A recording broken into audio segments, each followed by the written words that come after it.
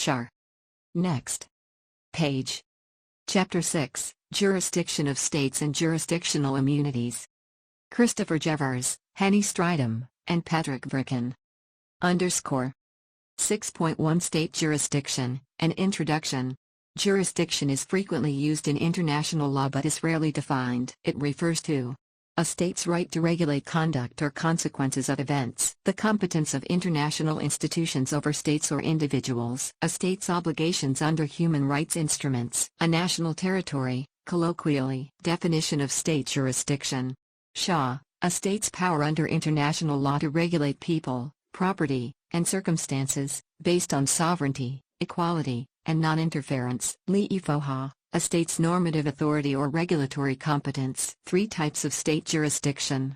Prescriptive jurisdiction, the power to establish laws. Enforcement jurisdiction, the power to enforce laws, including investigations and prosecutions. Adjudicative jurisdiction, the power to resolve disputes through courts. Case law, Salk case, National Commissioner of the South African Police Service v Southern African Human Rights Litigation Center, Supreme Court of Appeal, SCA.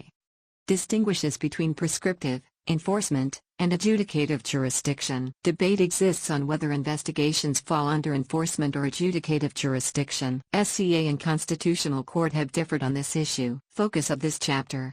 Primarily on prescriptive jurisdiction, territorial and extraterritorial reach of laws. Discusses criminal jurisdiction, excluding civil jurisdiction governed by private international law. Concurrent jurisdiction. Multiple states may have jurisdiction over the same conduct or persons. No hierarchy in international law, states often defer jurisdiction for policy or practicality. Next page. 6.2 Difficulties in identifying jurisdictional rules.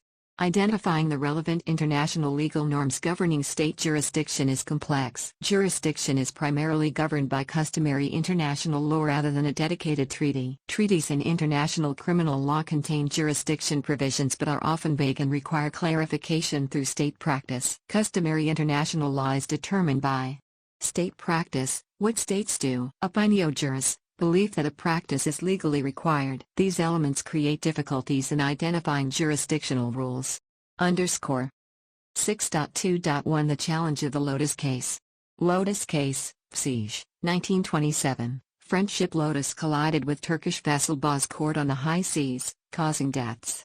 Turkey prosecuted the French officer, leading to a jurisdictional dispute with France. Siege ruling. States have wide discretion in exercising jurisdiction within their own territory, even for acts occurring abroad, unless prohibited by international law. This is known as the permissive approach, meaning a state can act unless there is a rule prohibiting it. Scholarly debate.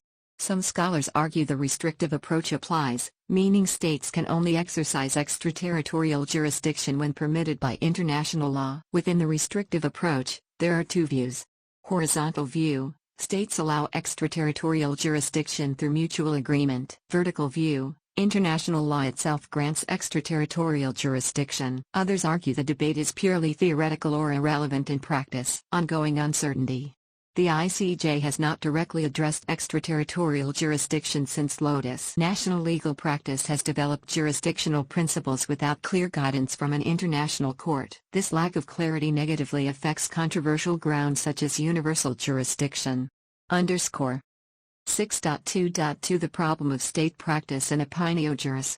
Identifying jurisdictional rules is complicated by issues related to state practice and opinio juris. 2 key challenges. 1. States consider multiple factors, international law, domestic law, and policy, when deciding jurisdiction. 2. States do not always object to other states' jurisdictional claims, leading to uncertainty. State restraint in exercising jurisdiction.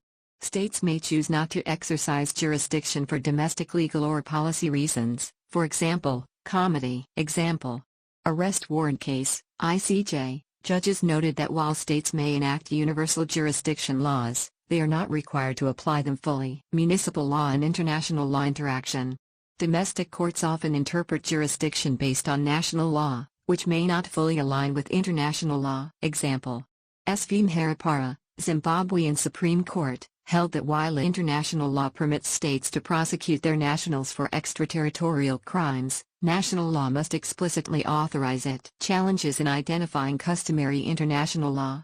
A state's refusal to exercise jurisdiction may reflect domestic policy rather than belief in a prohibition under international law. Many jurisdictional disputes arise because states rely on different legal principles without explicitly stating them. Misinterpretations of jurisdictional principles. States may misunderstand the legal basis of other states' jurisdictional claims. Example: Cutting case, U.S.-Mexico dispute. The U.S. objected to Mexico's exercise of passive personality jurisdiction, but Mexico may have actually been relying on territorial jurisdiction. African states' objections to European universal jurisdiction. Some complaints were based on misinterpretation, as many cases relied on other jurisdictional principles, not universal jurisdiction. Next page. 6.3 State jurisdiction under South African law. 2 approaches to jurisdiction. Permissive approach. States may exercise jurisdiction unless a rule prohibits it. Restrictive approach. States may only exercise jurisdiction if a rule allows it. The Lotus case supports the permissive approach, but many scholars favor the restrictive view. In practice, states decide which approach to adopt. South Africa's historical approach. Historically leaned toward permissive jurisdiction. 1946, South African Appellate Division suggested that territorial jurisdiction is not a universal principle. Extension of South African law to former Southwest Africa, despite it being outside the Republic. Posts 1994 constitutional courts shift to a restrictive approach. Kaunda and others v. President of the Republic of South Africa. Noted heavy criticism of Lotus. Stated that applying national law in a way that infringes another state's sovereignty is not sanctioned by international law. S.V. Bassan. Confirmed that jurisdiction is territorially limited, with exceptional extraterritorial applications, for example, for certain crimes. South Pace. Confusing interpretation of Lotus, stating that jurisdiction can only be exercised within territorial boundaries. This interpretation does not align with Lotus, which allowed jurisdiction unless a prohibitive rule existed. However, the court did not apply this restrictive interpretation when analyzing universal jurisdiction. Found that while enforcement jurisdiction is strictly territorial, prescriptive and adjudicative jurisdiction can apply universally. Left unresolved whether prescriptive and adjudicative jurisdiction follows the permissive or restrictive approach. Parliament's legislative developments. Recent laws grant South African courts extraterritorial jurisdiction, moving towards a permissive approach. Key statutes. Prevention and Combating of Corrupt Activities Act 12 of 2004. Criminal Law, Sexual Offenses and Related Matters, Amendment Act 32 of 2007. These laws allow jurisdiction beyond the exceptions under the restrictive approach, implicitly supporting the permissive model. Next page. 6.4 The 6 bases of jurisdiction. 2 types of jurisdiction. Territorial jurisdiction, most common and least controversial. Extraterritorial jurisdiction, less common but highly debated in international law. South African Constitutional Court has endorsed all bases except the effects principle. Underscore. 6.4.1 The principle of territoriality.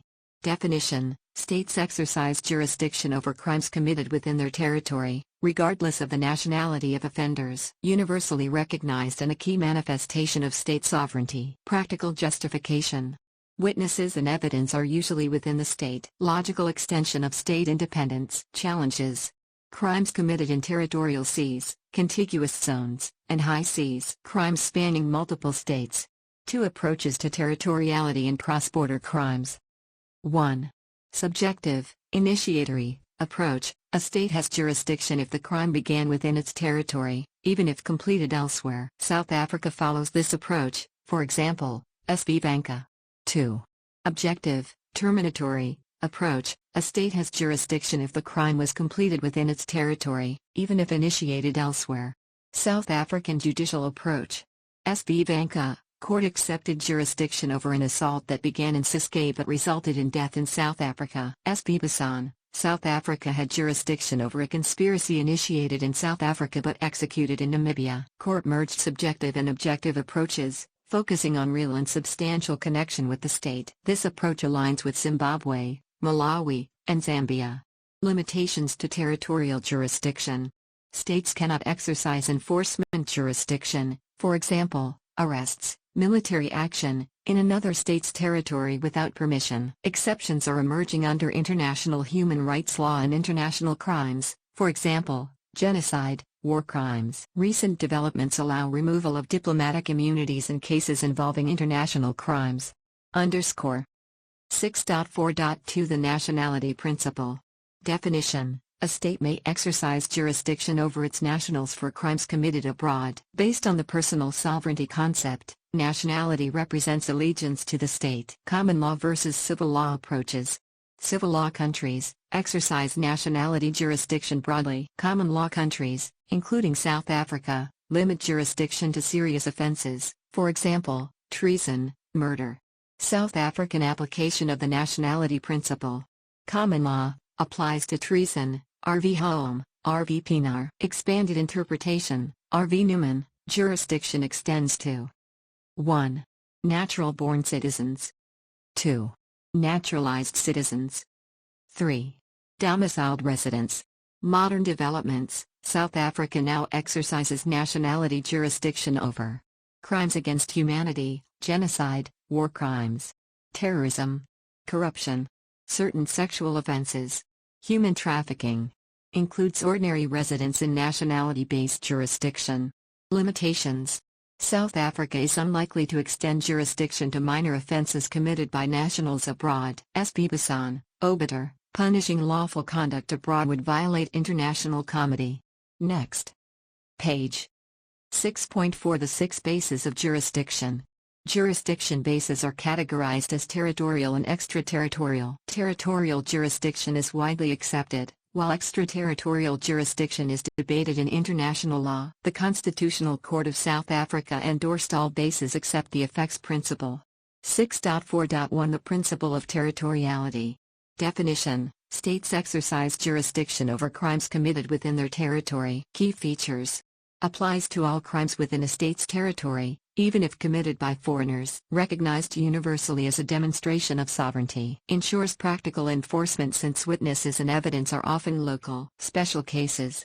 Extends to territorial seas, contiguous zones, and high seas if the state is the vessel's flag state. Crimes spanning multiple states create subjective and objective territoriality. Subjective approach: a state has jurisdiction if a crime starts within its borders, regardless of completion location. Objective approach: a state has jurisdiction if a crime is completed within its borders, regardless of origin. South African approach.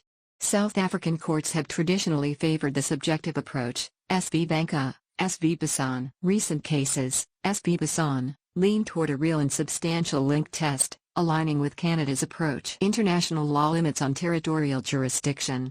Generally unrestricted in prescriptive, adjudicative, and enforcement jurisdiction. Restrictions arise in international human rights law and international criminal law. For example, genocide prosecutions. Immunity for foreign officials is being eroded for international crimes. States cannot exercise enforcement jurisdiction in another state without consent.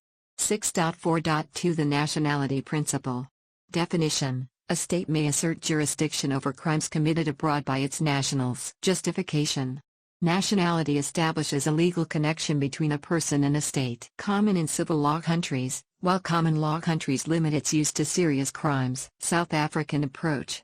Applies nationality jurisdiction to treason, international crimes, genocide, war crimes, terrorism, corruption, sexual offenses, and human trafficking. Courts extend jurisdiction to ordinary residents in some cases. Limited scope prevents conflict with foreign states. S.V. Bassan.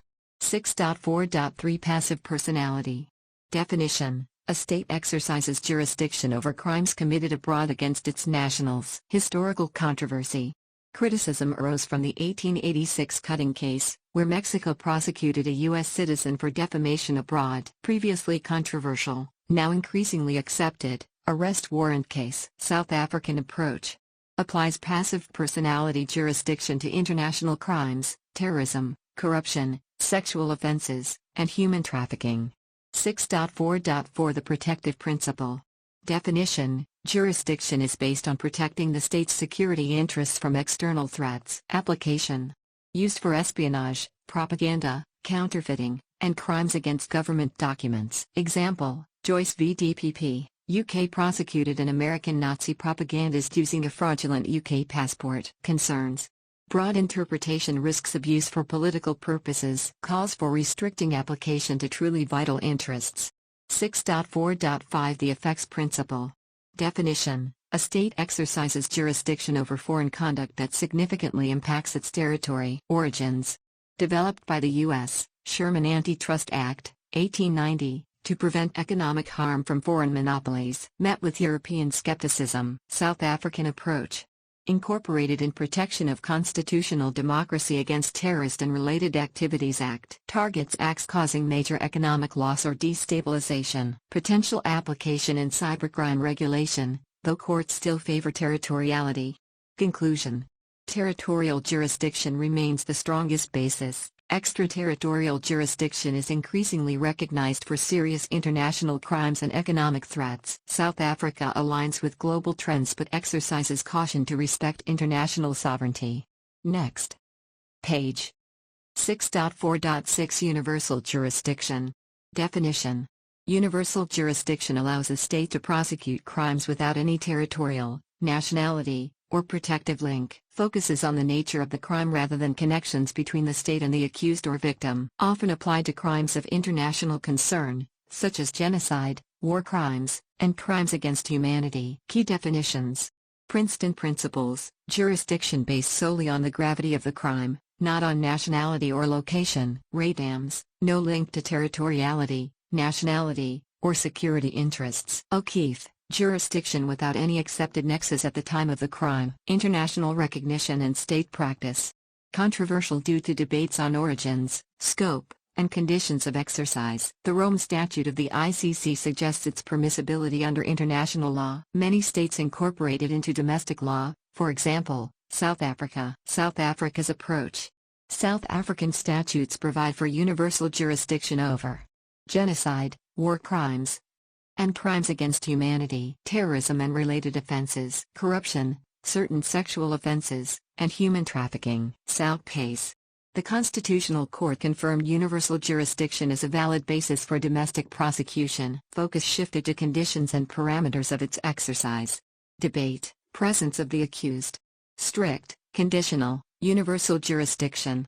Requires the suspect to be present in the prosecuting state before proceedings begin. Blurs the line between prescriptive and enforcement jurisdiction. Pure, absolute, universal jurisdiction. No requirement for suspect's presence at any stage. Concerned solely with prescriptive jurisdiction, legal authority to define crimes and prosecute. South Case findings. Presence not required for investigation of international crimes. Presence may be required later in proceedings. Prosecution/trial phase. International law does not mandate presence at the outset, but some states impose it as a domestic requirement.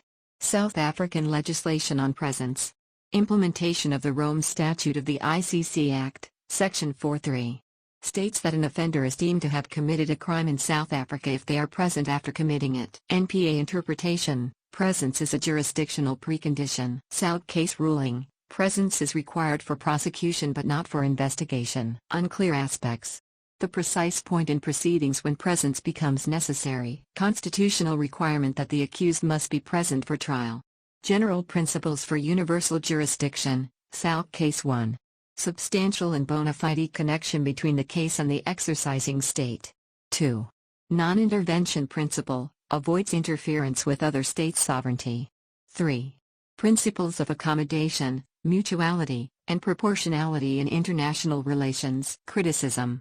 These principles are based on academic writings, not firmly established in law. Raises concerns about political pressure influencing universal jurisdiction. Conclusion.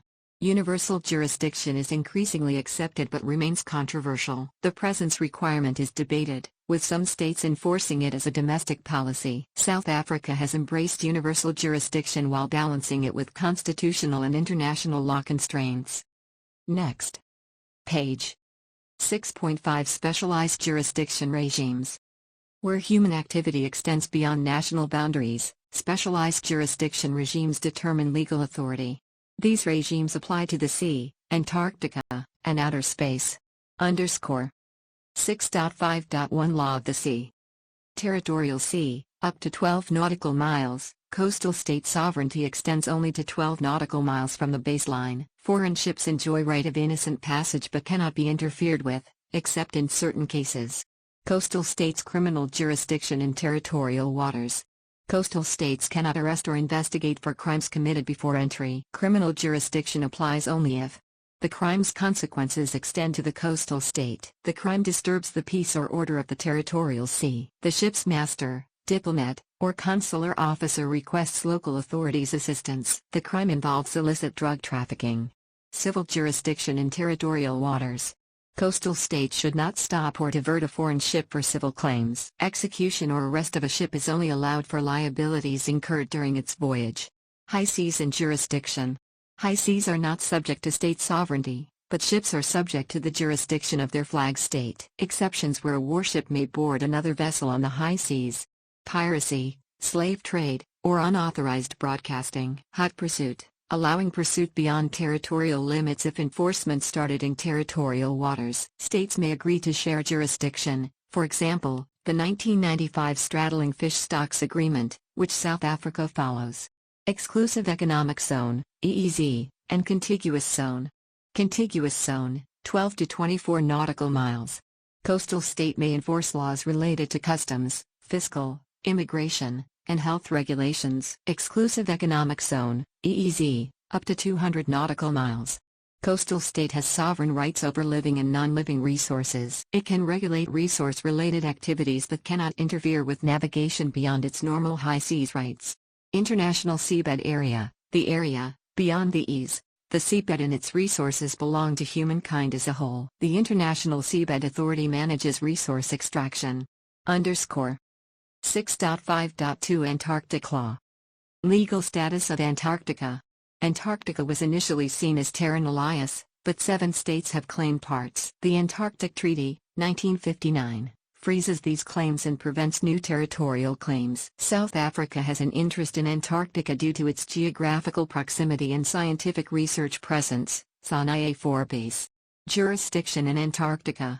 No territorial sovereignty is recognized. Jurisdiction is based on nationality of individuals. Antarctic Treaties Act 60 of 1996 grants South Africa jurisdiction over crimes committed south of 60 degrees latitude by 1. South African citizens. 2. Residents of South Africa, unless they are part of another treaty country's expedition. 3. Foreign citizens, if their home country waives immunity. 4. Expedition members and organizers from South Africa, except for those from another treaty government. 5. South African companies operating ships or aircraft in the region. Key takeaways. South Africa exercises jurisdiction over its nationals in Antarctica but does not claim territorial sovereignty. Foreign citizens may be subject to South African law in limited cases, mainly through treaty agreements. Scientific research and environmental protection are primary concerns in Antarctic governance. Next page. 6.5 Specialized jurisdiction regimes. Jurisdictional questions arise when human activity extends beyond national borders. The following sections examine jurisdictional rules for the sea, Antarctica, and outer space. _ 6.5.1 Law of the Sea. Territorial waters and jurisdiction. Coastal states' territorial waters extend 12 nautical miles from baselines. Foreign ships have a right to innocent passage. A state cannot arrest or investigate crimes committed before a ship entered its territorial sea, except for violations in the Exclusive Economic Zone, EEZ, or marine environment protection laws. A coastal state may exercise criminal jurisdiction only if the crime's consequences extend to the coastal state. The crime disturbs peace or good order in the territorial sea. Local authorities' assistance is requested by the ship's master, diplomatic agent, or consular officer. The crime involves illicit drug trafficking. No civil jurisdiction over foreign ships in transit, except regarding obligations/liabilities assumed during the voyage. High seas and flag state jurisdiction. Beyond territorial waters, most of the ocean is the high seas, over which no state can claim sovereignty. The flag state, where a ship is registered, has exclusive jurisdiction over the ship. Exceptions allowing other states to intervene on the high seas. Warships may board foreign ships suspected of piracy, the slave trade, or unauthorized broadcasting. Hot pursuit allows a state to continue enforcement jurisdiction beyond its waters. Treaty-based consent, for example, The 1995 Agreement on Straddling Fish Stocks allows states to regulate certain vessels beyond their waters, seas and other maritime zones. Contiguous zone extends up to 24 nautical miles beyond the territorial sea. States can enforce laws on customs, fiscal, immigration, and sanitary matters. Exclusive Economic Zone, EEZ, extends up to 200 nautical miles. Coastal states have sovereign rights over natural resources but not sovereignty over the waters. International Seabed Area, the area, beyond 200 nautical miles, managed by the International Seabed Authority. Mineral resources are common heritage of humankind. _ 6.5.2 Antarctic Law.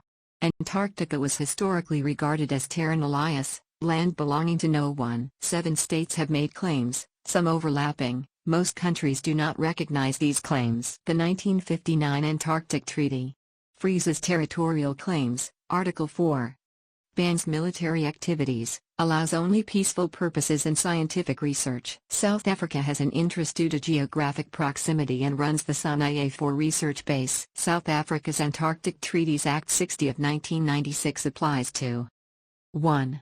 South African citizens. 2. Ordinary South African residents, unless part of another state's expedition. 3. Citizens of other states, if immunity is waived by their government.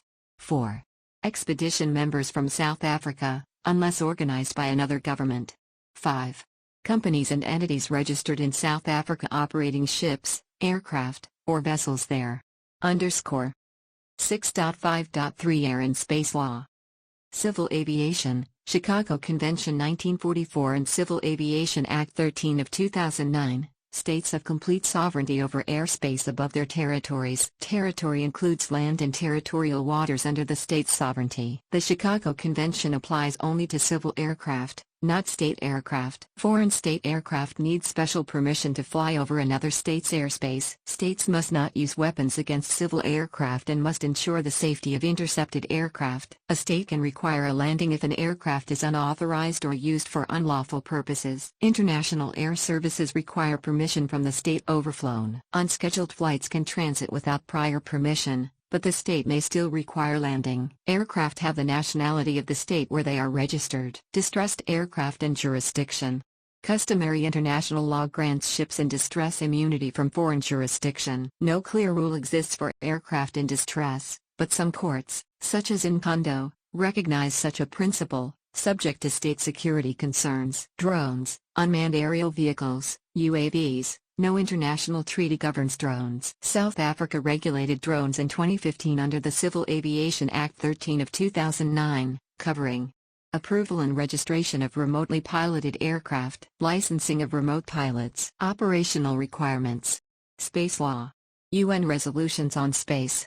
1961 Resolution, international law applies to outer space and celestial bodies. 1963 Resolution, space exploration must be for peaceful purposes. 1967 Space Treaty, Outer Space Treaty, Core Principles. Outer space belongs to all humankind, no national appropriation. Free exploration and access for all states. No sovereignty claims over celestial bodies. Jurisdiction under Article 8.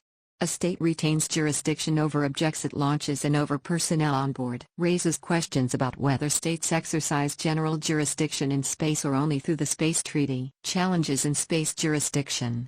Jurisdiction versus sovereignty. States cannot claim space but can exercise jurisdiction over registered spacecraft. Analogy to maritime law. Spacecraft jurisdiction resembles flag state jurisdiction over ships on the high seas. The 1998 International Space Station ISS agreement excludes flag state jurisdiction, applying module-based jurisdiction instead. Future legal regimes will need to innovate jurisdictional concepts to regulate human activities in space. Next page. 6.5.3 Air and Space Law, Continued Jurisdiction in Outer Space, Space Treaty and ISS Agreement, Space Treaty's Jurisdictional Framework. Under Article 8, states retain jurisdiction over objects they launch and the personnel on board. Flag state jurisdiction applies to spacecraft registered under a state's authority. Unclear if Article 8 allows concurrent jurisdiction by multiple states. International Space Station, ISS, Agreement and Jurisdiction. The ISS agreement departs from flag state jurisdiction and applies nationality principle, Each partner state retains jurisdiction over its own nationals on board. Passive personality jurisdiction. A state can exercise jurisdiction if an act affects the life or safety of its national. Effects-based jurisdiction. A state can claim jurisdiction if an act damages its flight module. The ISS agreement establishes a framework for determining which state has jurisdiction if multiple states claim authority. Key unresolved jurisdictional issues. Concurrent jurisdiction. The Space Treaty does not clarify whether multiple states can have simultaneous jurisdiction over the same object/personnel. Civil jurisdiction in space. The treaty does not explicitly address civil liability in space activities. Defining the boundary of outer space. No consensus exists on where national airspace ends and outer space begins. Next page. 6.6 Immunity from jurisdiction. Concept of immunity in international law.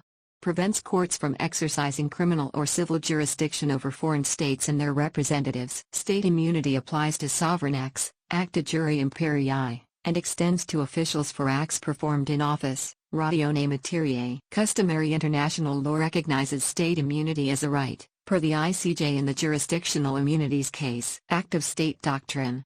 Distinct from state immunity but based on sovereign equality. Prevents domestic courts from challenging foreign sovereign acts. South Africa's approach. Foreign States Immunities Act 87 of 1981. Restrictive immunity doctrine. Sovereign acts, acta juri imperii, enjoy immunity. Commercial acts, acta juri gestionis, do not. The Act's main provisions. Foreign states enjoy general immunity unless an exception applies. Immunity applies to heads of state, governments, and departments, but not to separate entities unless acting under sovereign authority. Courts must respect immunity even if the foreign state does not appear in proceedings. Property used for sovereign purposes is protected from legal processes. 6.6.1 General immunity from jurisdiction. Scope of immunity. Foreign states, heads of state, and government departments enjoy immunity from court jurisdiction. Separate entities, not part of the government, do not enjoy immunity unless they acted with sovereign authority. Limitations on relief against foreign states. No interdicts, orders for specific performance, or recovery of property against a foreign state. Property not used for commercial purposes is protected from attachment and enforcement. Written consent required. A waiver of jurisdictional immunity does not automatically waive immunity from enforcement. Case law, FIC case. Background. Zimbabwean landowners challenged land expropriation before the SADC tribunal, which ruled in their favor. Zimbabwe refused compliance. South African enforcement. The High Court allowed attachment of Zimbabwean government property in Cape Town. Zimbabwe's immunity claim failed before the Supreme Court of Appeal and Constitutional Court. Key legal issue. The court ruled that Zimbabwe waived immunity by ratifying the SADC treaty, making tribunal rulings binding. Controversy. South African law requires written consent for enforcement actions, Foreign States Immunities Act, S. 14(2). Zimbabwe had not given such consent. Broader implications. The ruling suggests treaty ratification can constitute a general waiver, which conflicts with the principle of case-specific sovereign consent. 6.6.2 Waiver of immunity. How a foreign state can waive immunity. Express waiver, clear declaration. Implied waiver, for example, initiating proceedings or taking steps in court, unless solely to assert immunity. Limitations. Waiver must be case-specific. Ratifying a treaty does not constitute a blanket waiver. Choosing South African law in a contract does not equal a waiver. Next page. 6.6.3 When immunity does not apply. Waiver of immunity by representatives. The following persons have authority to waive immunity on behalf of a foreign state. Head of a diplomatic mission. Person contracting on behalf of the foreign state with proper authority. Commercial transactions exception, Section 4, Foreign States Immunities Act. Immunity does not apply in cases involving commercial transactions by a foreign state. Contractual obligations of a foreign state performed wholly or partly in South Africa. Exception to the exception, immunity remains if both parties to the dispute are foreign states. The parties agreed in writing that jurisdiction lies with a foreign court. Definition of a commercial transaction, Section 4.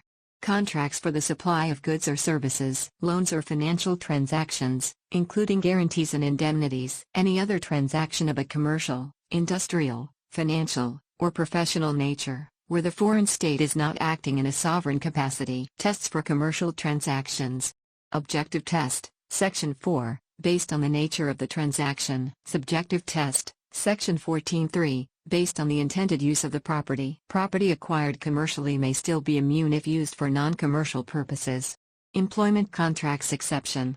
Employment contracts with a foreign state are not included in commercial transactions unless the contract was entered into in South Africa or work is performed in South Africa. The individual was a South African citizen or ordinarily resident in South Africa when the contract was signed. The individual is not a citizen of the foreign state when proceedings begin. Exceptions where immunity still applies.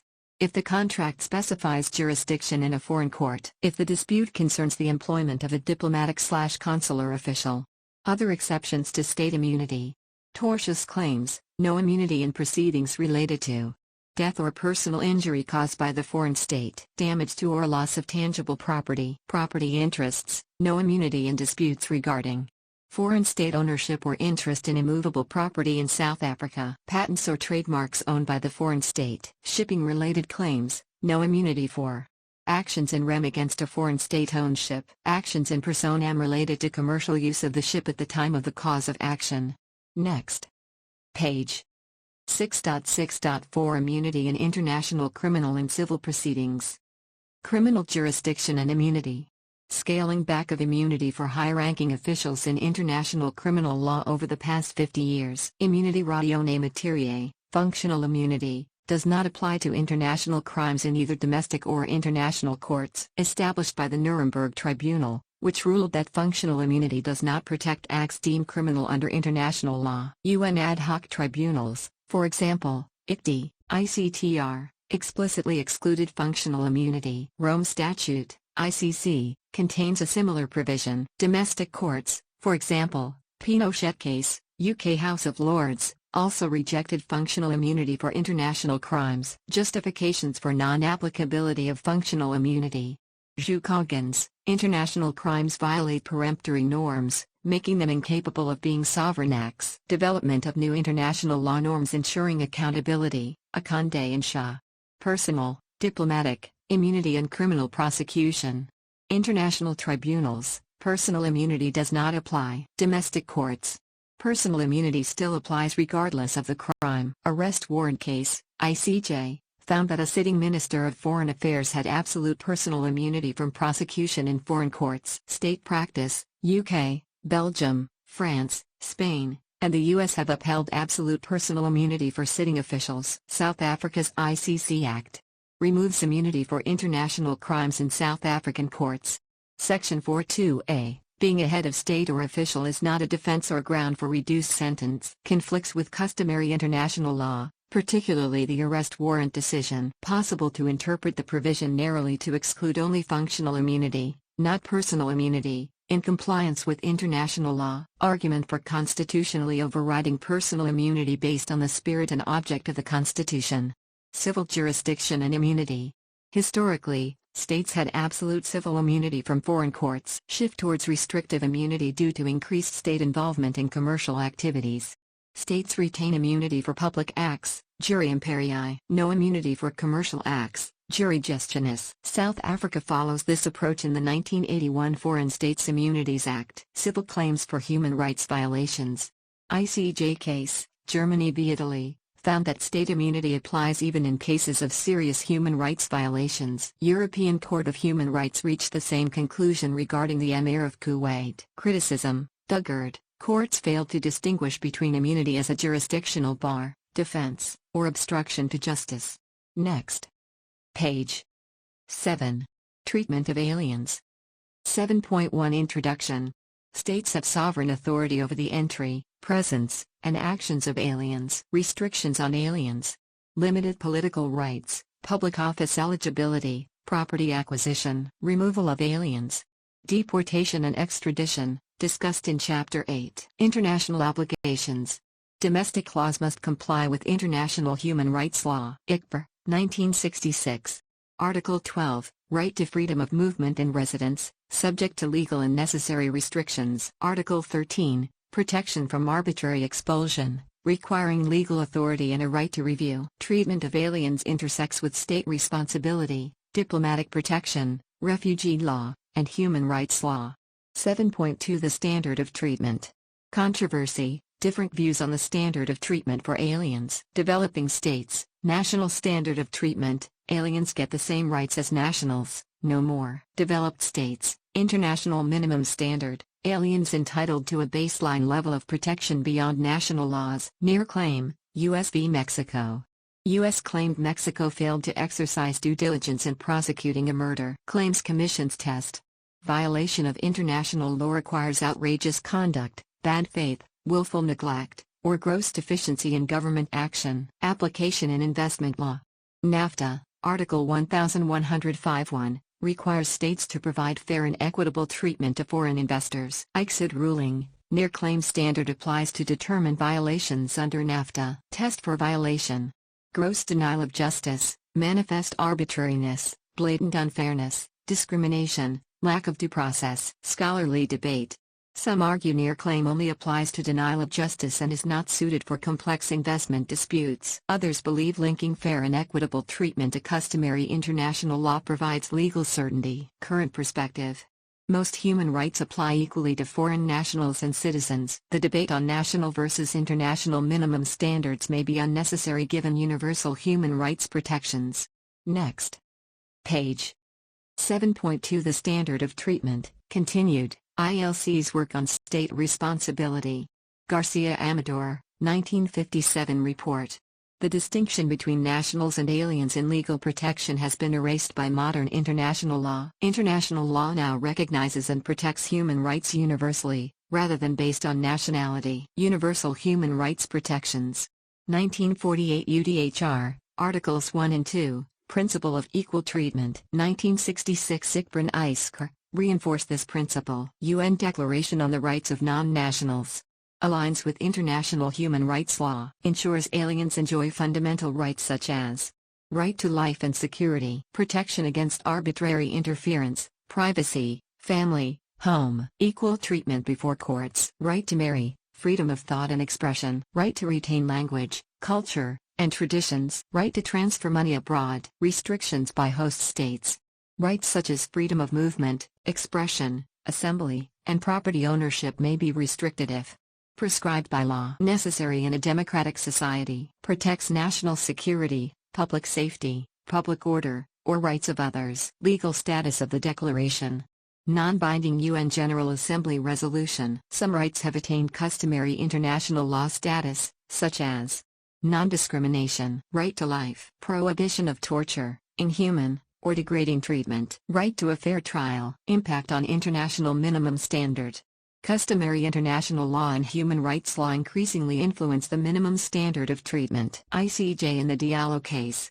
Diplomatic protection now includes human rights violations, not just breaches of the minimum standard of treatment. Underscore. 7.3 Administration of justice. Judicial systems must ensure full access to courts for aliens, legal representation, timely and impartial trials, state responsibility for judicial acts. Acts or omissions of judicial organs can make a state internationally responsible. Responsibility arises in three main cases. 7.3.1 Decisions incompatible with international law. A state is responsible when its courts issue judgments that violate international obligations, such as wrongful denial of diplomatic immunity, exceeding territorial jurisdiction beyond international law limits. 7.3.2 Denial of justice occurs when a foreign national is denied access to courts, subjected to undue delay, given inadequate justice, victim of a clear and malicious misapplication of the law. Robert Azinian v. Mexico, ICSID case, defined denial of justice as when courts refuse to hear a case, cause undue delay, administer justice inadequately, maliciously misapply the law. 7.3.3 Decisions contrary to municipal law. State responsibility may arise if domestic court decisions violate national law, but only if 1. Flagrant and inexcusable violation of municipal law. 2. Final court decision with all remedies exhausted. 3. Bad faith or discriminatory intent, for example, corruption, executive influence, deliberate disregard of legal procedures. Next page. 7.4 Expulsion of aliens. 7.4.1 General Principles. ILC 2014 Draft Articles on the Expulsion of Aliens. Expulsion is a sovereign right but must comply with international law and protect the rights of the expelled alien. Brieger Incident: states may expel aliens if the expulsion is not arbitrary. Unnecessary force/mistreatment is avoided. The alien is given reasonable time to safeguard property. Iran U.S. Claims Tribunal awarded compensation to a U.S. citizen expelled from Iran with only 30 minutes to prepare. 7.4.2 Legal basis for expulsion. General rule: aliens have no absolute right to remain in a state. Expulsion must be based on justifiable grounds and adhere to legal guarantees. Article 13 ICPR. Lawfully present aliens may only be expelled following a legal decision, after having the opportunity to present arguments, with access to competent authorities for review, unless national security concerns justify immediate expulsion. Relation to Article 14 ICPR, Fair Trial Rights. Human Rights Committee, General Comment No. 32. Article 14 applies to all persons, not just citizens. However, expulsion, extradition, and deportation are excluded from its scope. Article 14 only applies to criminal charges or private law disputes, contract, property, social security, etc. Article 13 due process protections should be interpreted in light of Article 14 safeguards. 7.4.3 Scope of the ILC draft articles applies to both lawfully and unlawfully present aliens. Does not apply to aliens with diplomatic/consular immunities, for example, persona non grata declarations. Existing treaty law only covers lawful aliens, making this ILC position controversial. Legal standards for expulsion must comply with international law, especially human rights obligations. Must be legally justified, reasonable, and proportional to the gravity of the facts. 7.4.4 Prohibited expulsions. Refoulement prohibition. Expulsion is prohibited if the alien's life or freedom would be threatened due to race, religion, nationality, social group, or political opinion. Exception: if the alien poses a danger to national security. Collective expulsion, prohibited. Expulsion of a group of aliens without individual assessment. Often arbitrary and discriminatory. Disguised expulsion, prohibited.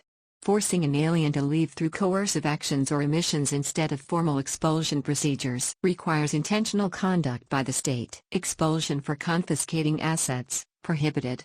Unlawful use of expulsion to seize property of the alien. Considered arbitrary deprivation of property under international law. Expulsion to circumvent extradition, prohibited.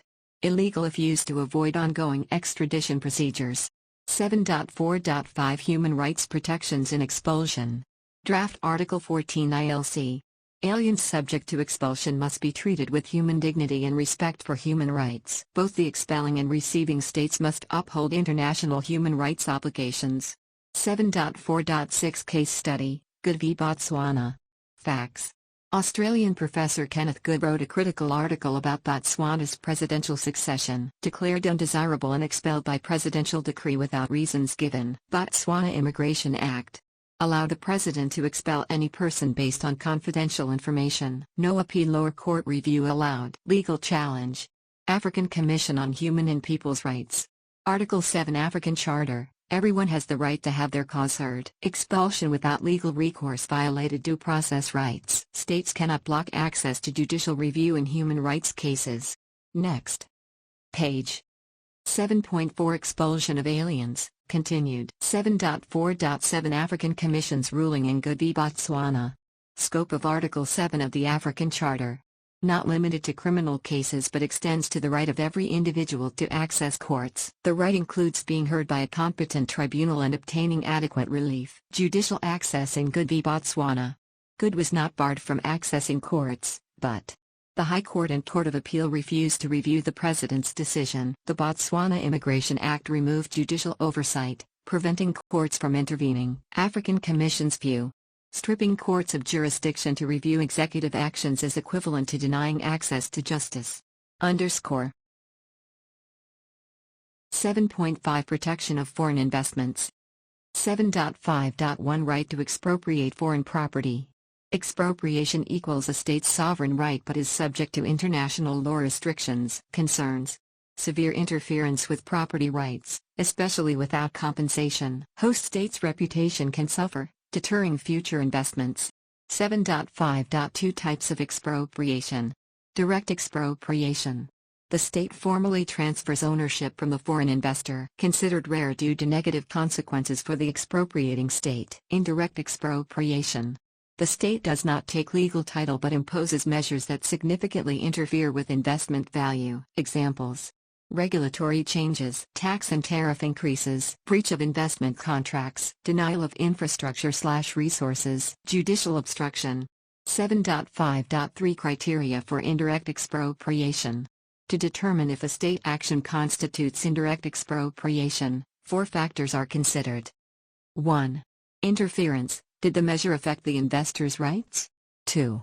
Substantial loss. Was there a significant reduction in value, management, use, or control? 3. Permanence. Was the loss long-term? 4. Public interest. Was the measure taken for public welfare? Exception. Even if a measure meets the first 3 criteria, it will not be considered expropriation if it serves a legitimate public interest. It is not intolerable, discriminatory, or disproportionate. 7.5.4 Fair and Equitable Treatment, FET, Standard. Investment treaties require FET to prevent arbitrary state actions. Origins.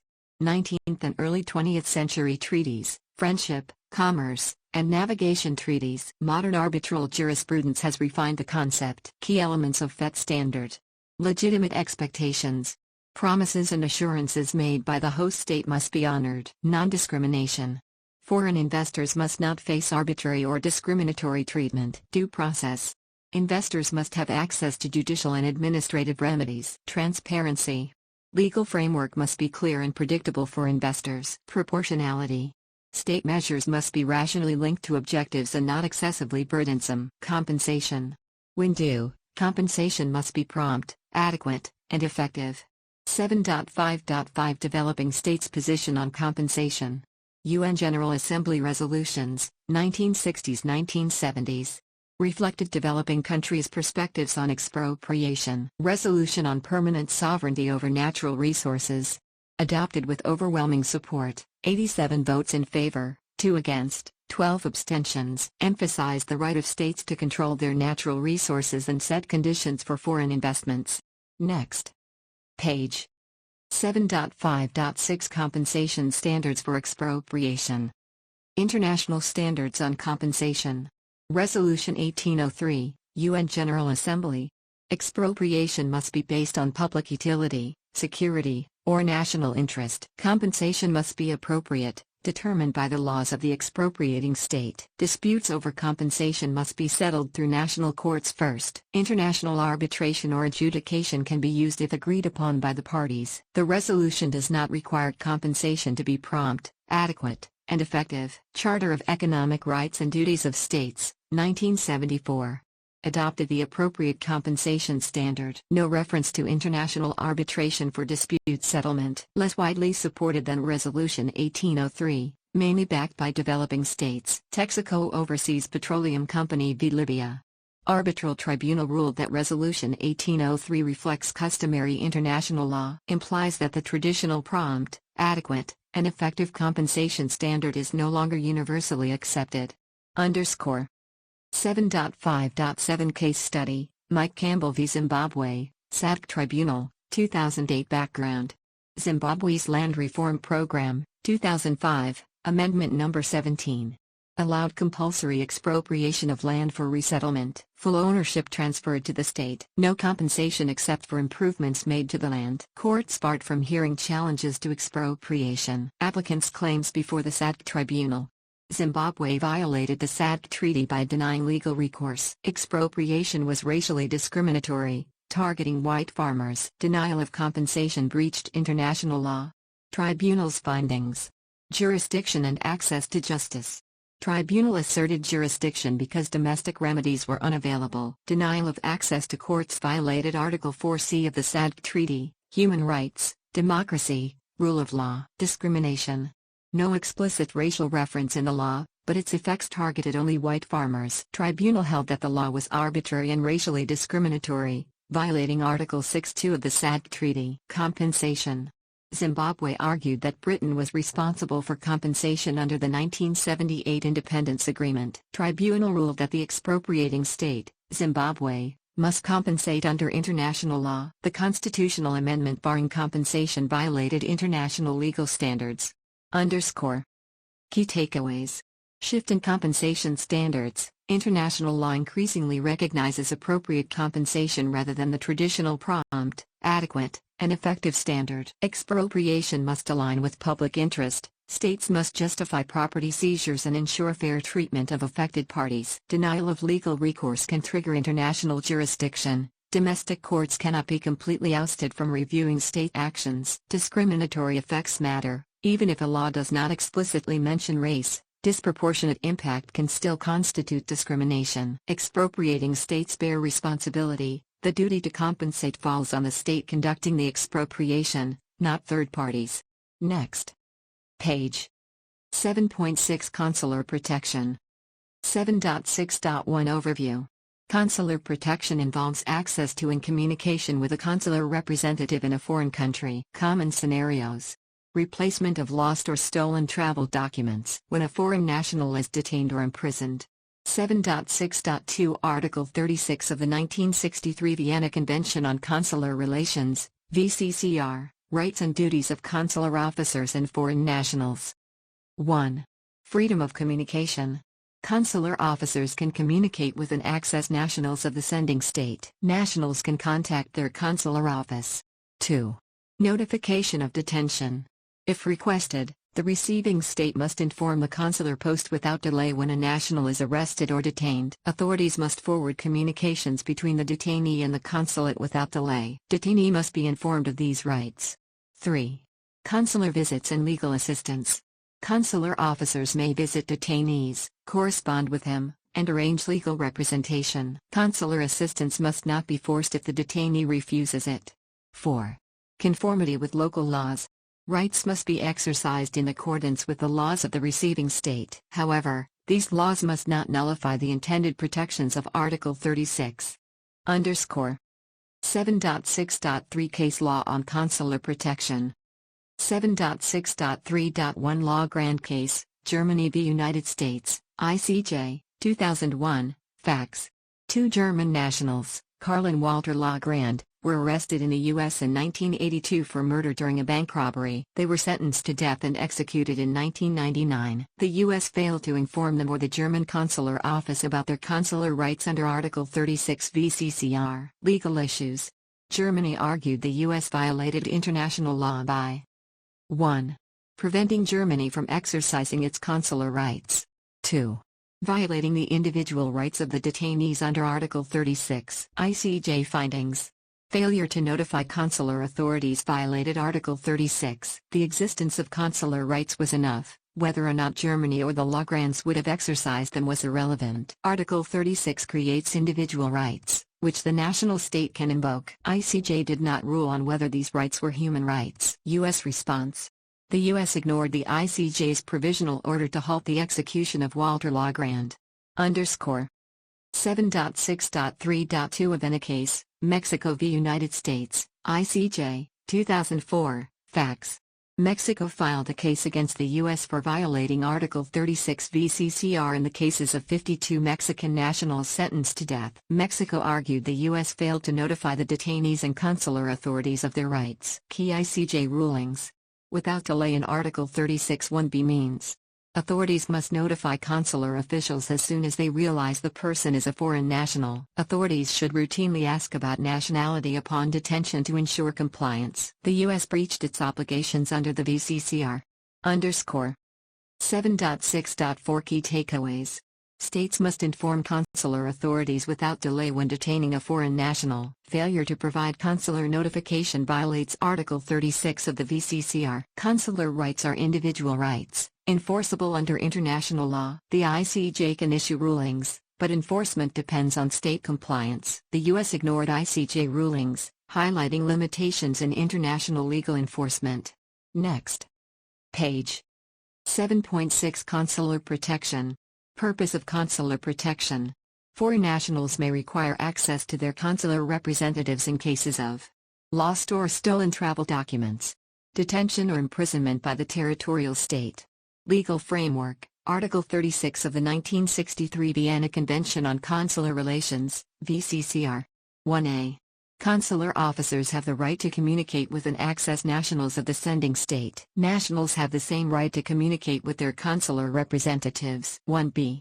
Receiving state authorities must inform the consular post without delay when a national is detained. Authorities must forward detainee communications to the consular post. The detained person must be informed of their rights under Article 36. 1c. Consular officers may visit detained nationals, communicate with them, and arrange legal representation. They may visit nationals detained after conviction unless the detainee objects. 2. These rights must be exercised according to the laws of the receiving state. However, local laws must allow full effect to the purpose of these rights. Key cases on Article 36. Law Grand Case, Germany v. United States, ICJ, 2001, Facts.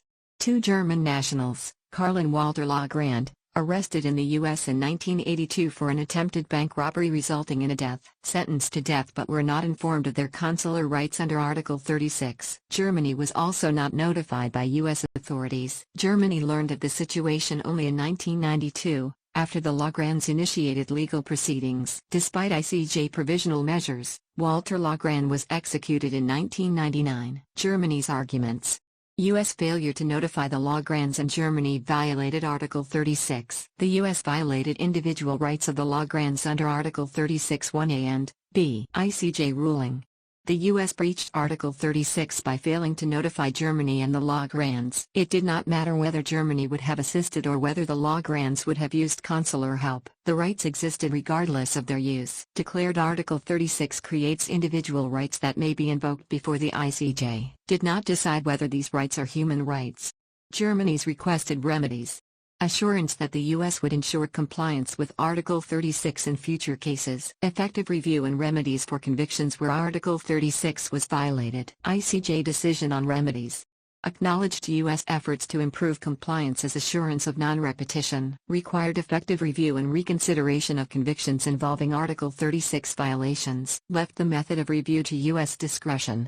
Avena case, Mexico v. United States, ICJ, 2004, Facts.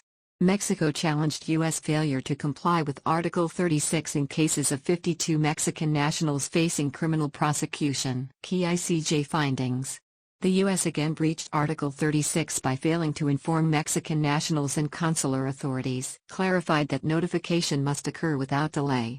Authorities must notify consular officials as soon as they know or suspect the detainee is a foreign national. In multicultural societies, authorities should routinely ask detainees their nationality to ensure compliance. Reaffirmed individual rights under Article 36. Mandated effective review and reconsideration of cases affected by violations. Broad application.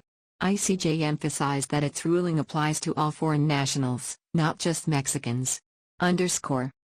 Inter-American Court of Human Rights Advisory Opinion, 1999, Mexico's request. Whether failure to inform foreign nationals of Article 36 rights violates due process in capital cases. Court's conclusion. Article 36 rights are human rights under Article 14 of the International Covenant on Civil and Political Rights, ICPR. Failure to provide consular access prejudices due process and fair trial rights. If the death penalty is imposed without compliance, it constitutes arbitrary deprivation of life. States violating Article 36 must provide reparations. Unanswered question. If Article 36 rights are human rights, does the sending state have a duty to ensure compliance? Medellin case, U.S. Supreme Court, 2008, Facts. President George Bush issued a memorandum directing U.S. states to comply with the Avena ruling. The Supreme Court ruled. ICJ rulings do not automatically become binding federal law in the U.S. The president lacked the authority to enforce compliance without congressional approval. Implications. Highlighted U.S. dualist approach. Treaties are not self-executing unless Congress enacts them into law. Raised separation of powers concerns regarding executive enforcement of treaties. Jadhav case, India v. Pakistan, ICJ, 2019, Facts. Indian national Kulbhushan Jadhav arrested in Pakistan on espionage and terrorism charges. Pakistan delayed 3 weeks before notifying India and never informed Jadhav of his consular rights. ICJ findings. Reaffirmed Article 36 creates individual rights that can be invoked before the ICJ. Pakistan's delay in notification breached Article 36 obligations, stated that informing a detainee of consular rights is essential for their ability to exercise them. Ordered effective review and reconsideration of Jade Hobbs' conviction and sentence. Key takeaways on Article 36. Consular rights must be provided without delay. Authorities must inquire about detainee nationality upon arrest. Delay or failure to notify a consular post violates international law. Article 36 creates individual rights, not just state rights. States can invoke these rights before the ICJ. The Inter-American Court considers them human rights. Remedies for violations include assurance of non-repetition, effective review and reconsideration of affected convictions, reparations where due process was prejudiced, tensions between national and international law. U.S. Supreme Court ruled ICJ decisions are not automatically binding. Dualist states require domestic legislation to enforce treaty obligations. Implications for capital cases. Failure to comply with Article 36 in death penalty cases may constitute arbitrary deprivation of life under human rights law. Further readings. A. Whalen and Ivensk, Unconstitutional Detention of Non-Resident Aliens, Zeitschrift für ausländisches öffentliches Recht und Bürgerrecht, 2007. C. D. Weisselberg, The Detention and Treatment of Aliens 3 years after September 11, University of California Davis Law Review, 2005. Next page. Study Notes, Extradition and Deportation, Gerhard Kemp 8.1 Introduction.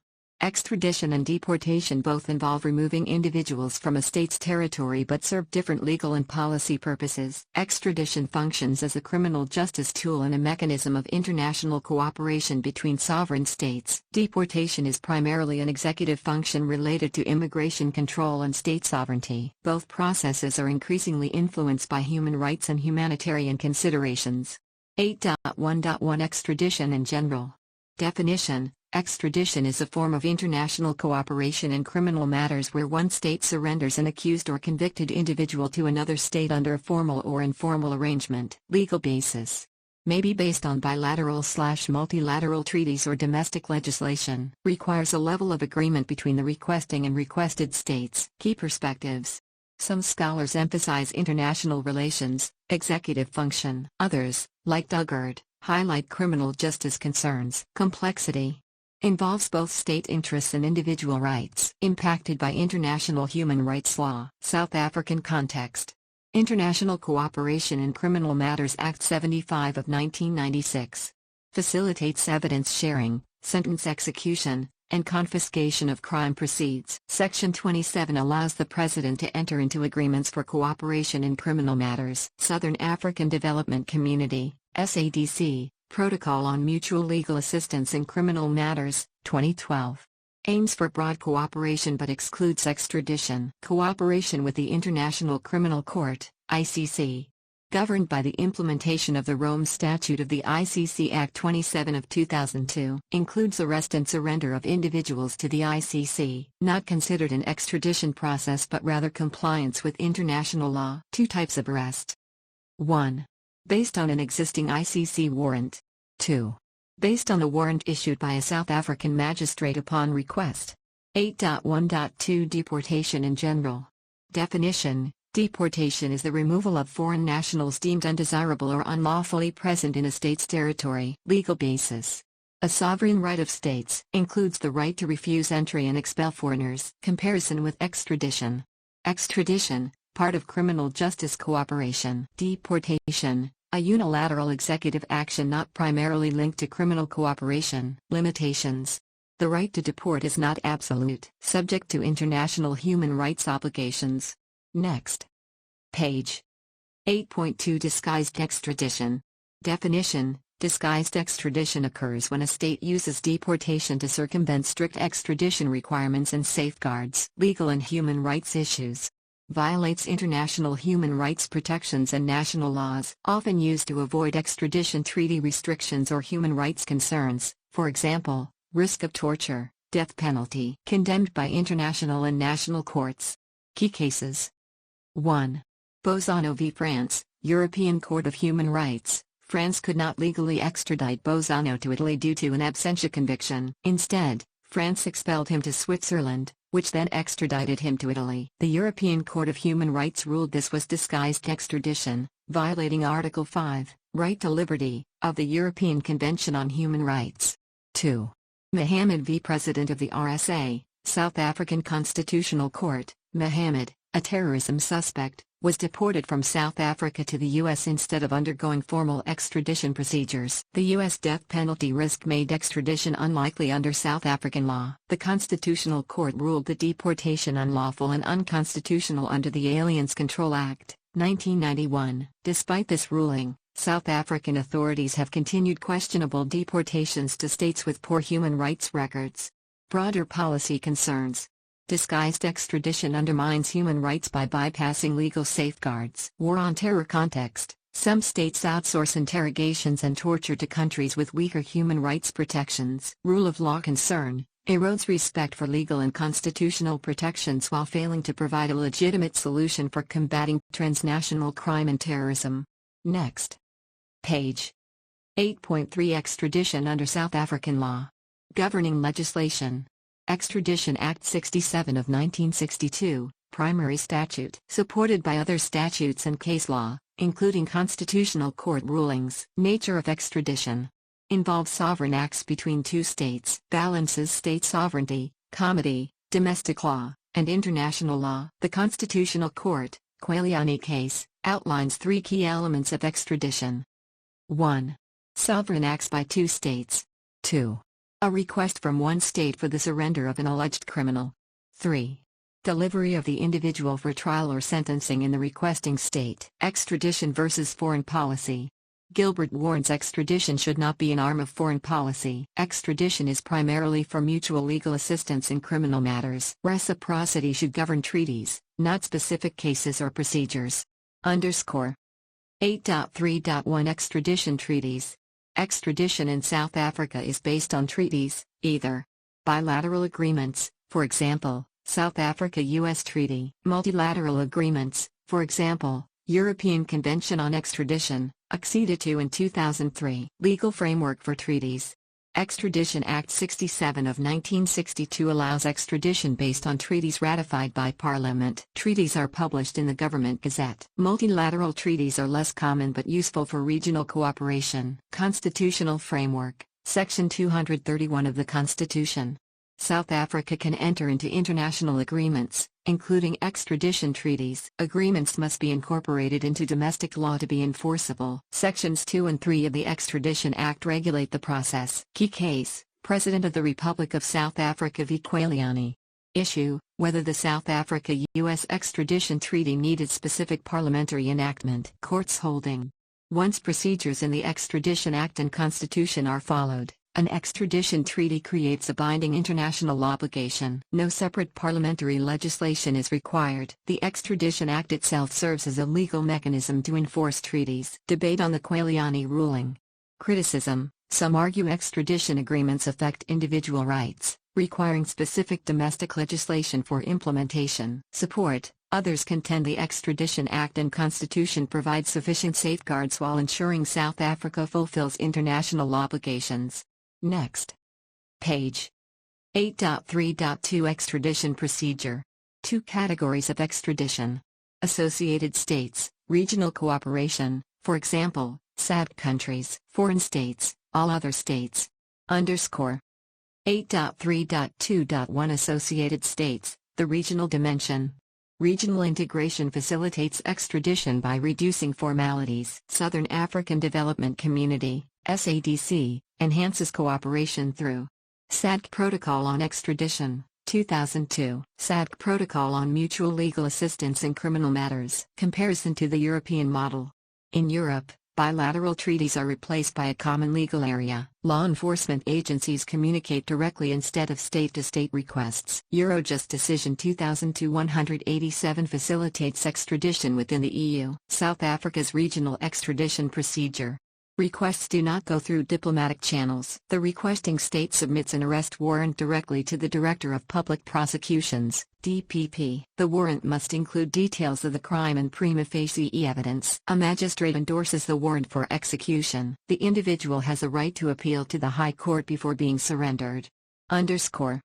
8.3.2.2 Extradition requests from foreign states. Diplomatic channels are required, and the executive plays a significant role. Foreign states equals all states not classified as associated states. Three-phase process. Phase 1, Executive, Diplomatic, Process. 1. The Minister of Justice receives the extradition request via diplomatic channels. 2. The Minister informs a magistrate to proceed with the request. Phase 2, Judicial Process, Magistrates Hearing 3. A magistrate issues a warrant of arrest. 4. The suspect is detained for an extradition hearing under Section 9 of the Extradition Act. 5. Hearing procedure, similar to preparatory criminal examinations under Chapter 20 of the Criminal Procedure Act 51 of 1977. Establishes whether the individual is extraditable. Assesses sufficiency of evidence for prosecution in the requesting state. No formal charges or pleas are required. The magistrate cannot discharge the individual under the Criminal Procedure Act. 6.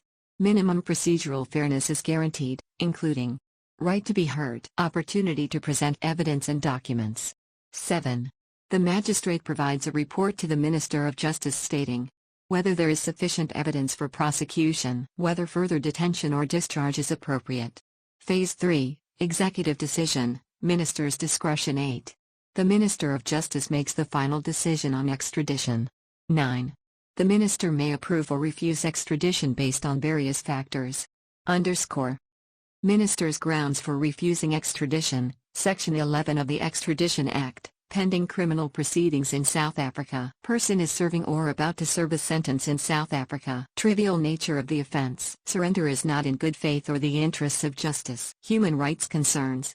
Unfair trial, discrimination based on gender, race, religion, nationality, or political opinion. Political offense exception, discussed further below. Conclusion. The Minister of Justice has broad discretion to refuse extradition even if formal requirements are met, especially on human rights grounds. Next. Page. 8.3.3 Specific issues in extradition law from a South African perspective. Extradition law intersects with international law, international relations, criminal justice. Balance required between state cooperation in criminal matters, due process and human rights protections. Underscore. 8.3.3.1 Double criminality. Requirement in many extradition treaties. 2 models.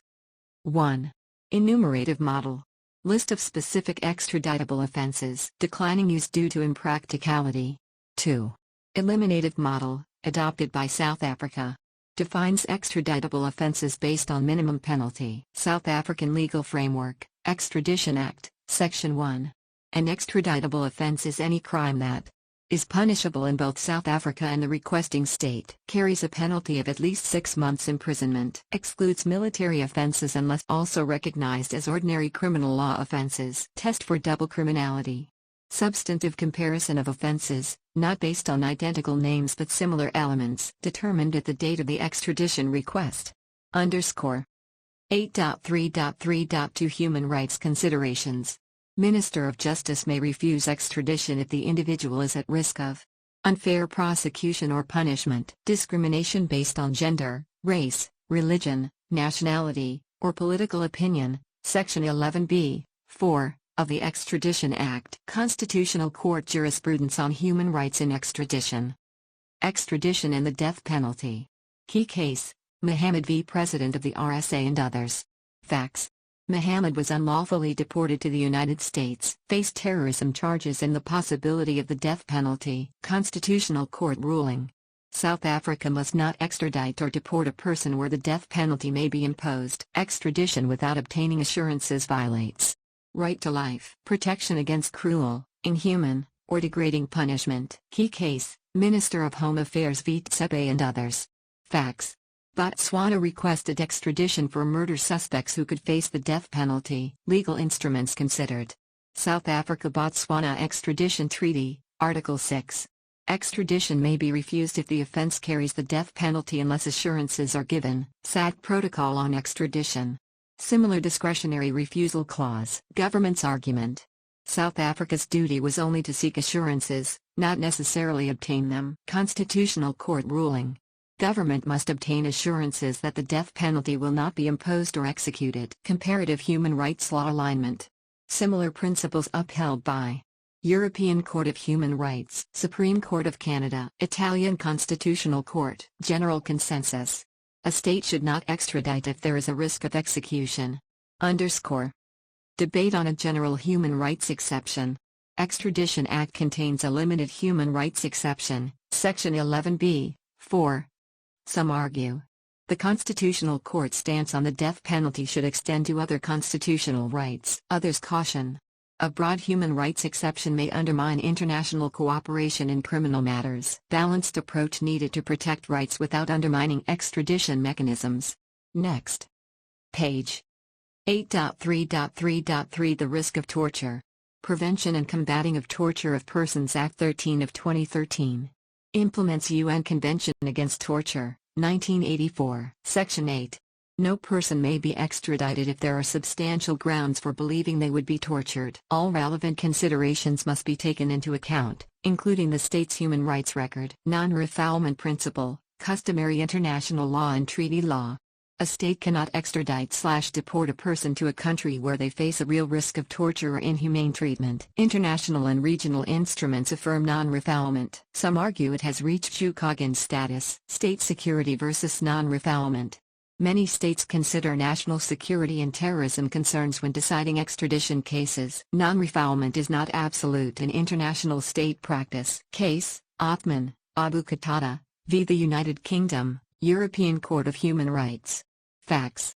Abu Qatada, a radical cleric, was a refugee in the UK from Jordan. He had previously been tortured in Jordan but was still seen as a security threat by the UK. UK sought extradition despite Jordan's record of torture. Ruling.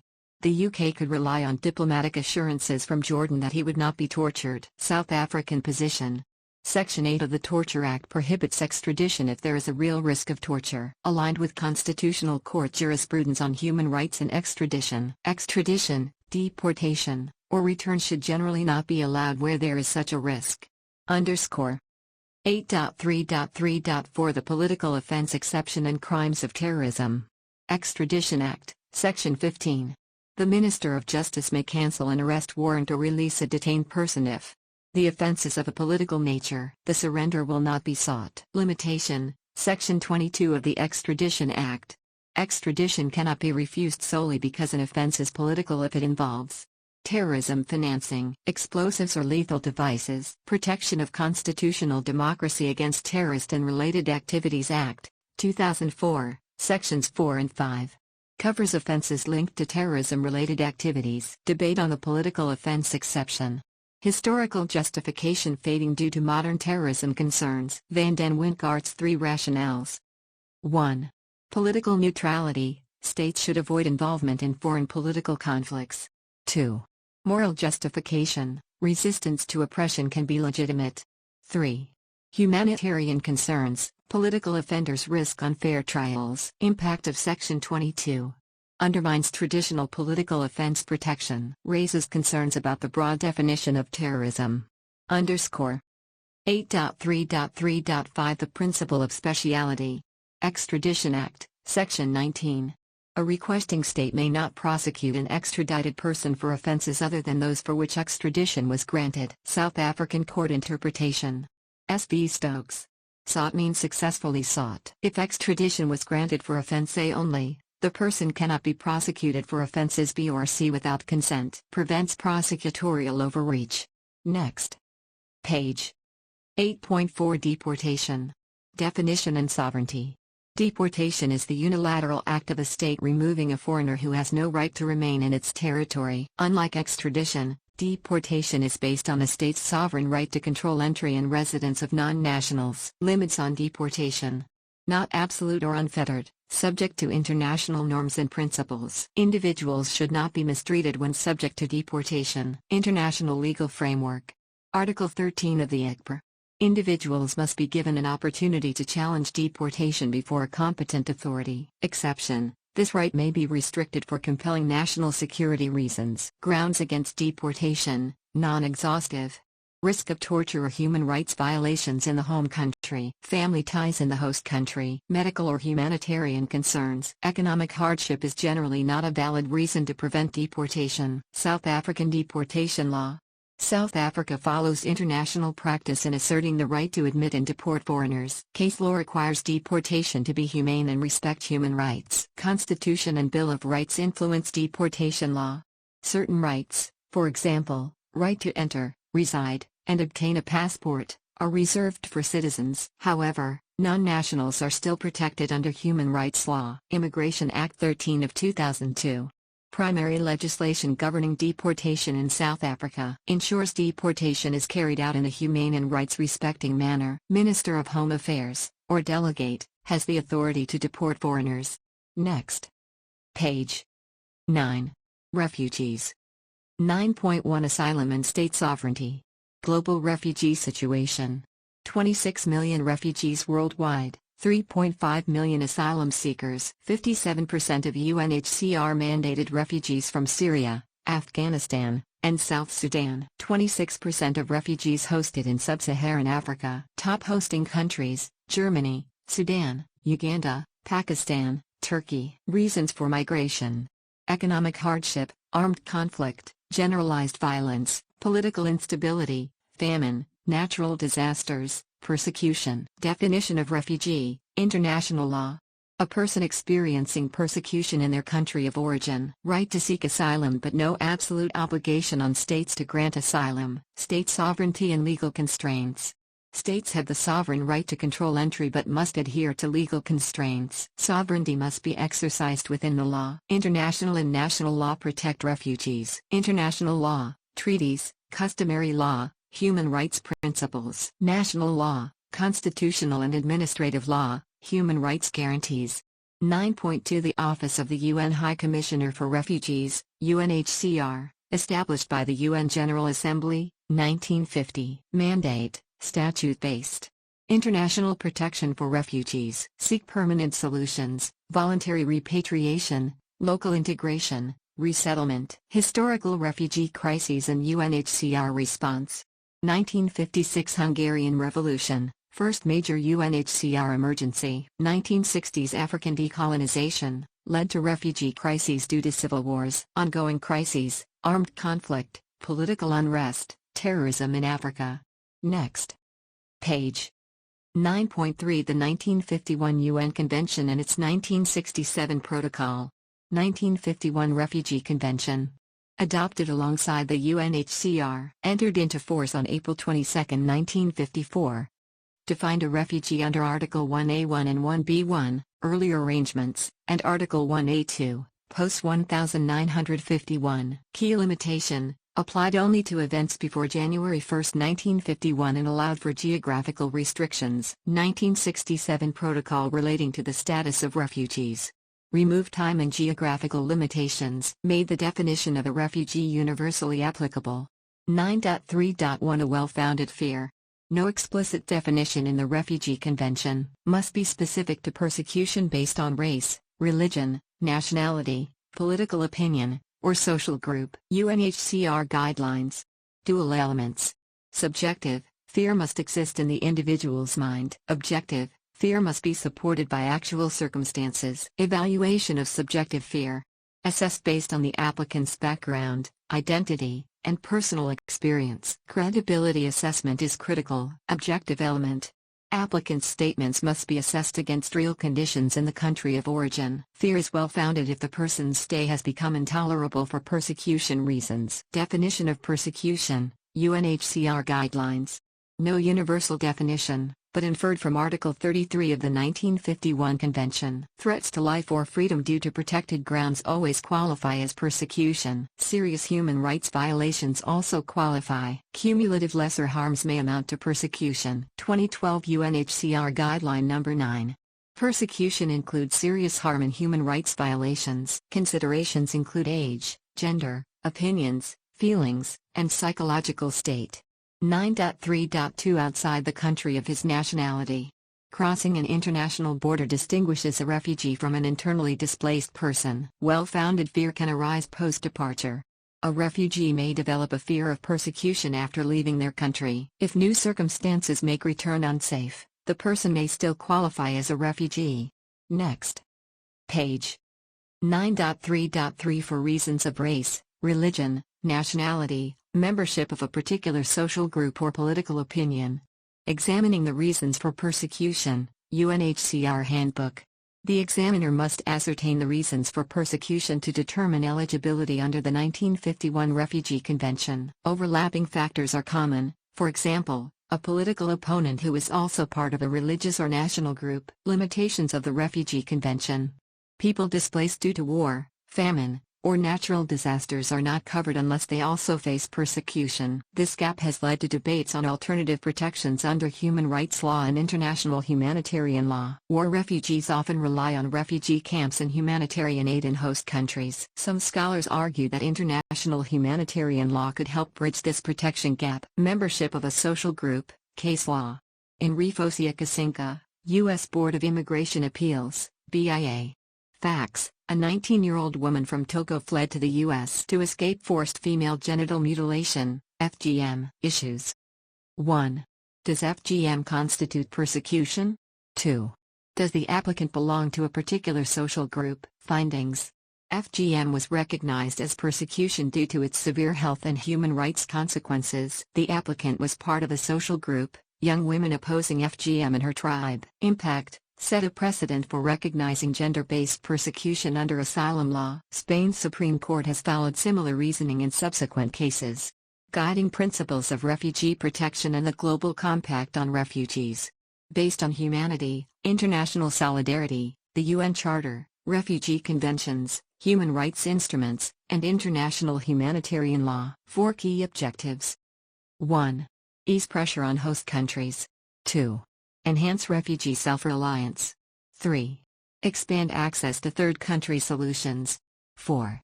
Support safe and dignified return to countries of origin. Addressing root causes is essential.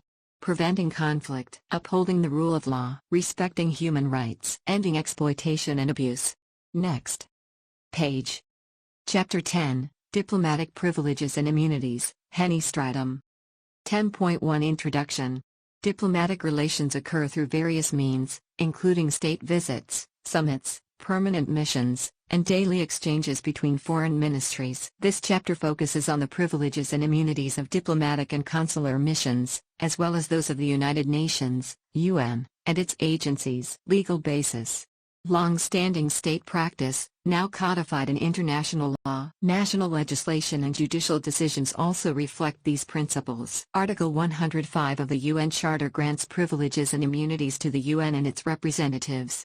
Rationale for diplomatic privileges and immunities.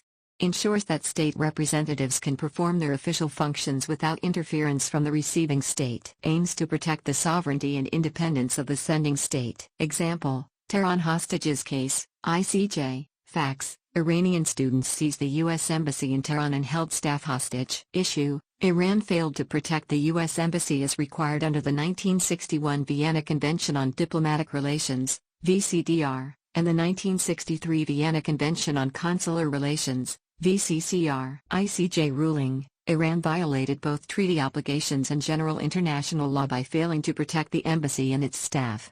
Distinction between diplomatic and consular functions. Diplomatic missions represent the political interests of the sending state. Engage in negotiations with the receiving state's government. Consular missions promote economic, commercial, cultural, and scientific ties. Handle travel documents and provide assistance to nationals abroad. Overlap in functions.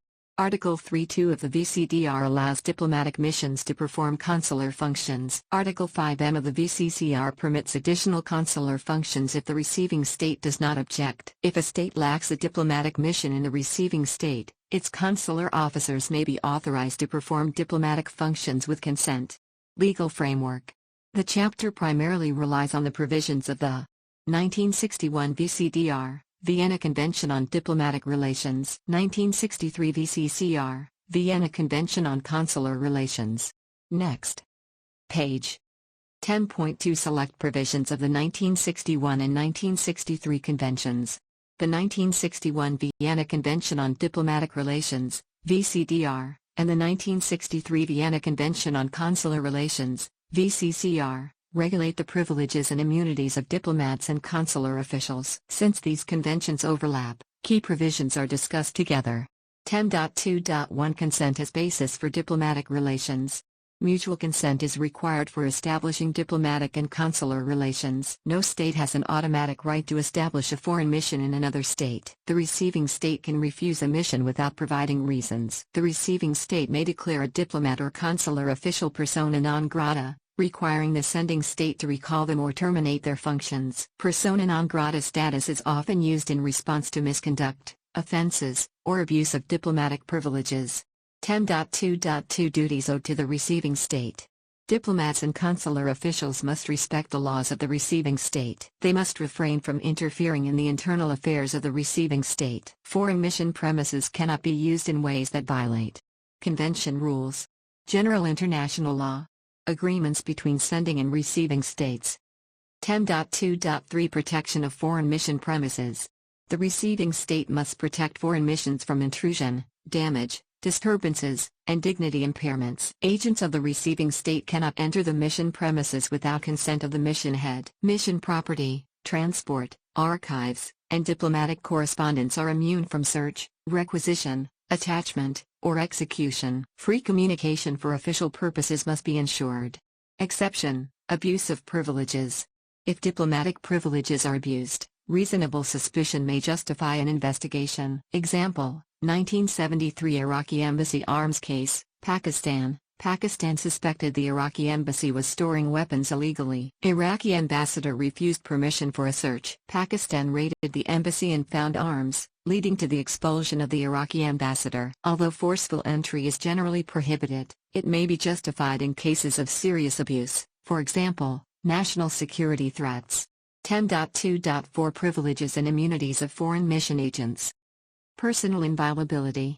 Diplomatic agents are protected from arrest or detention, immune from criminal, civil, and administrative jurisdiction, except by the sending state. Consular officers have more limited inviolability.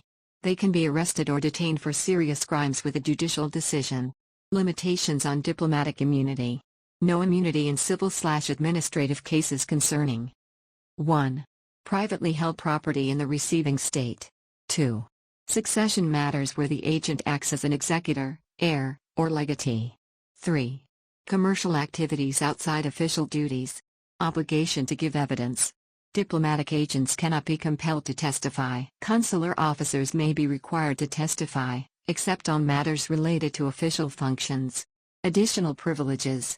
Diplomats and consuls are exempt from Social Security obligations, taxes and custom duties, work permits, certain service obligations. Immunities extend to family members of diplomats, household members, administrative, technical, and service staff, with some limitations. 10.2.5 Waiver of immunity. The sending state can waive a diplomat's immunity. Waiver must be explicit and in writing. Effective waiver. The individual loses immunity and can be subject to legal proceedings in the receiving state. Immunity acts as a procedural bar, not an exemption from liability. Next page. 10.3 Diplomatic and consular asylum. Diplomatic and consular premises are inviolable under international law, preventing entry by the authorities of the receiving state. As a result, political fugitives and dissidents often seek refuge in foreign embassies and consulates. Example: Apartheid South Africa. Political dissidents sought refuge in foreign embassies to avoid arrest. Sending states may grant asylum for humanitarian reasons or for political expediency. 10.3.1 Legal basis and controversies.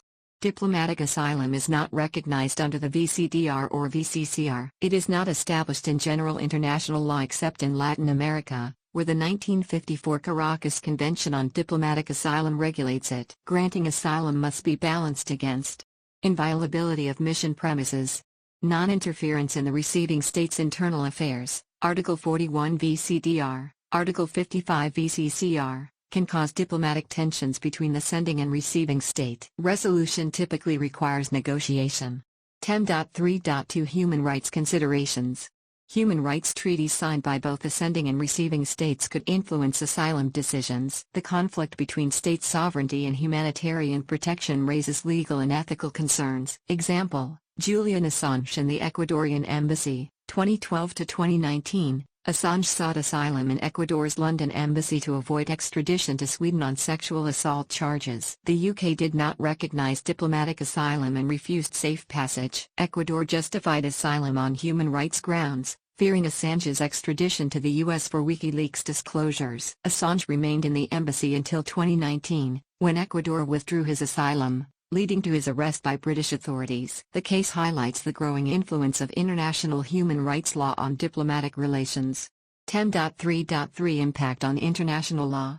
Analogies can be drawn with extradition law, which considers human rights protections; refugee law, which grants individuals rights under international treaties. A human rights perspective could potentially evolve diplomatic asylum into a legally recognized right for both individuals and sending states. The key question: should human rights concerns override a receiving state's legal rights when diplomatic asylum is granted? Next page. 10.4 Privileges and immunities of the United Nations and its specialized agencies. 10.4.1 Legal basis. Article 105 UN Charter grants the United Nations, UN, and its representatives privileges and immunities in member states. The 1946 Convention on the Privileges and Immunities of the UN further establishes these protections. Key privileges and immunities. Immunity from legal process unless explicitly waived by the UN. Inviolability of UN premises, property, and assets, exempt from search, confiscation, or expropriation. Protection of UN archives and documents from interference. Exemption from financial regulations, taxation, and customs duties on publications. 10.4.2 Privileges of UN representatives, officials, and experts.